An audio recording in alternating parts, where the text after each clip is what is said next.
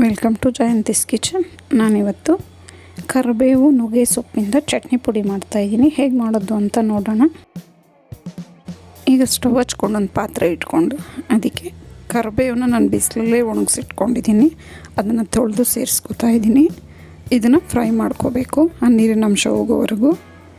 ನುಗ್ಗೆ ಸೊಪ್ಪನ್ನು ಅಷ್ಟೇ ನೆರಳಲ್ಲೇ ಒಣಗಿಸಿ ತೊಳೆದು ಸೇರಿಸ್ಕೊತಾ ಇದ್ದೀನಿ. ಇವೆರಡನ್ನು ಫ್ರೈ ಮಾಡ್ಕೋಬೇಕು ನೀರಿನ ಅಂಶ ಹೋಗೋವರೆಗೂ.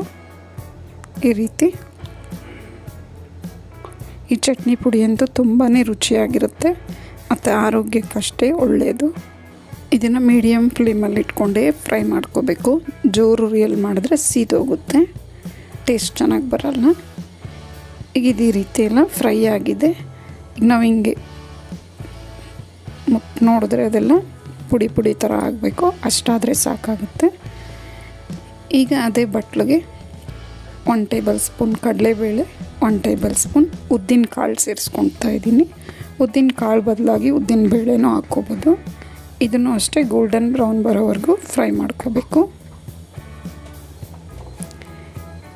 ಈಗ ಇದಕ್ಕೆ ಒಣಮೆಣ್ಸಿನ್ಕಾಯಿ ಸೇರಿಸ್ಕೊತಾ ಇದ್ದೀನಿ. ಒಂದು 6 ಮೆಣಸಿನ್ಕಾಯಿ ಸೇರಿಸ್ಕೊಂಡಿದ್ದೀನಿ. ಮತ್ತು ಒಂದು 5-6 ಎಸ್ಲು ಬೆಳ್ಳುಳ್ಳಿ, 1-2 ಟೇಬಲ್ ಸ್ಪೂನಷ್ಟು ಕಾಯಿ ಚೂರು ಸೇರಿಸ್ಕೊತಾ ಇದ್ದೀನಿ. ಮತ್ತು ಗೋಲಿ ಗಾತ್ರದ ಹುಣಸೆ ಹಣ್ಣು ಸೇರಿಸ್ಕೊತಾ ಇದ್ದೀನಿ.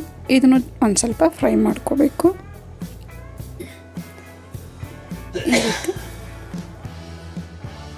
ಫ್ರೈ ಮಾಡ್ಕೊಂಡಾದಮೇಲೆ ಇದನ್ನೆಲ್ಲ ತಣ್ಣಗಾಗಕ್ಕೆ ಬಿಟ್ಟು ಒಂದು ಮಿಕ್ಸಿ ಜಾರಿಗೆ ಸೇರಿಸ್ಕೊಂಡು ಒಂದೊಂದಾಗಿ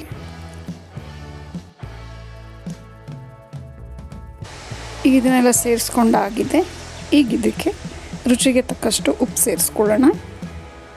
ಈ ಚಟ್ನಿ ಪುಡಿ ಅಂತೂ ಬಿಸಿ ಅನ್ನ ತುಪ್ಪದ ಜೊತೆಗೆ ತಿನ್ನೋದಕ್ಕೆ ತುಂಬಾ ರುಚಿಯಾಗಿರುತ್ತೆ.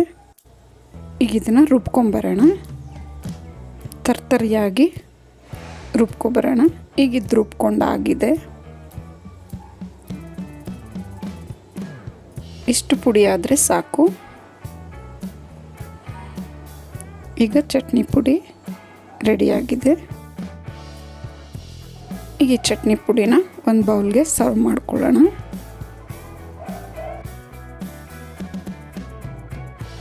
ರುಚಿಕರವಾದ ಆರೋಗ್ಯಕರವಾದ ಚಟ್ನಿ ಪುಡಿ ರೆಡಿಯಾಗಿದೆ.